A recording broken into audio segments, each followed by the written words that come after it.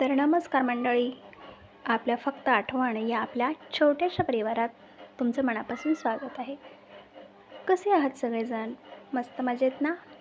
तर बघा, आज थोडं वेगळ्या विषयावर बोलणार आहे आणि मला वाटतं हा विषय प्रत्येकाने एकदा तरी मनापासून ऐकायला हवा. कारण आपण आपल्या आयुष्यात अनेकदा एक चूक करत असतो.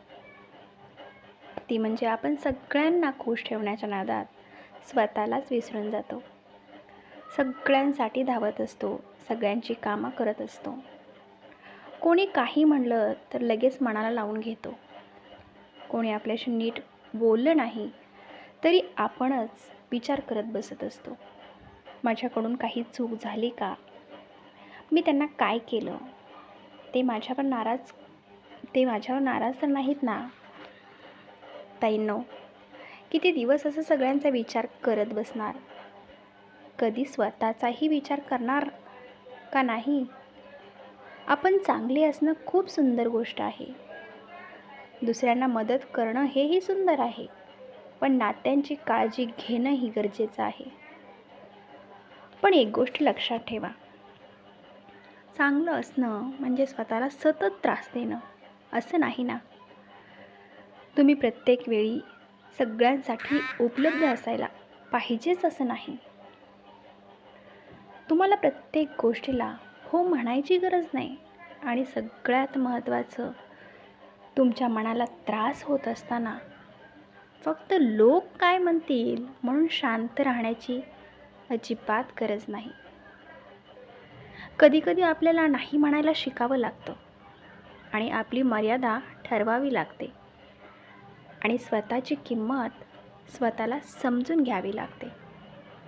कारण ताईंनो, तुम्ही स्वतःची किंमत कमी केलीत ना, तर दुसऱ्यांकडून सतत तुमची किंमत ओळखली जाईल अशी अपेक्षा ठेवणं कठीण होत जातं. म्हणूनच आजपासून एक छोटासा बदल करा. कोणी तुमच्याशी प्रेमाने बोललं तरच प्रेमाने बोला. कोणी तर तुमचा आदर केला तरच त्यांचा तुम्ही आदर करा.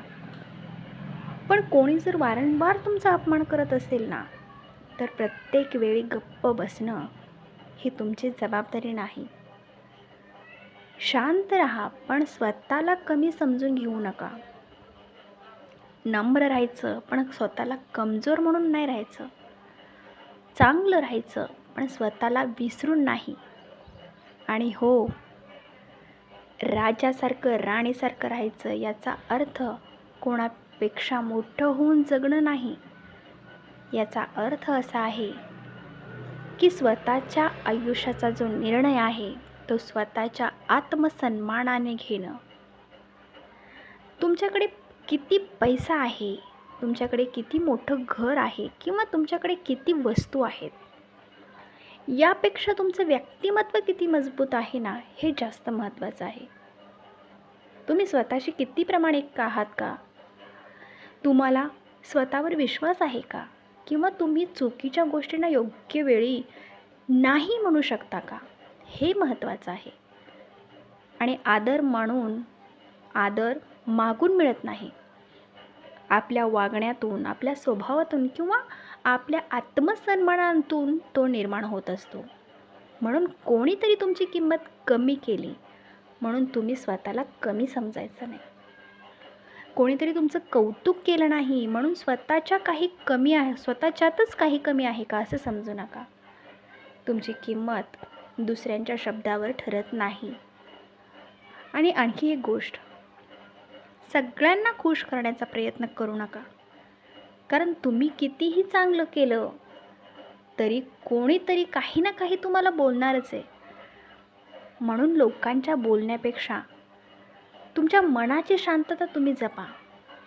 तुम्हाला जे योग्य वाटतं ना, ते करा. तुमच्या आयुष्यात काही बदल करायचा असेल तर नक्की करा. तुम्हाला काहीतरी नवीन शिकायचं असेल तर नक्की शिका. स्वतःसाठी वेळ काढायचा असेल तर काढा. आणि आयुष्य पुन्हा एकदा नव्याने सुरू करायचं असेल तर आजपासूनच ताईंनो सुरुवात करा. कारण आयुष्य खूप मोठं वाटतं, पण खरं सांगायचं तर प्रत्येक दिवस खूप मौल्यवान आहे. म्हणून स्वतःला सतत झिजवत राहू नका. सगळ्यांसाठी जगताना स्वतःसाठी जगायला शिका. तुमच्या चेहऱ्यावरचं हसू खूप महत्त्वाचं आहे आणि तुमच्या मनाची जी शांतता आहे ना, ती तर अतिशय महत्त्वाची आहे. तुमचा आत्मसन्मान महत्त्वाचा आहे आणि तुमचं आयुष्य तर ते सुद्धा महत्त्वाचं आहे. म्हणूनच आजपासून स्वतःला एक वचन द्या की मी चांगली व्यक्ती राहीन, पण स्वतःला हरवून अजिबात नाही. मी सगळ्यांचा आदर करीन, पण माझा आत्मसन्मानही मी जपेन आणि कोणाच्या मान्यतेसाठी माझं आयुष्य जगणार नाही.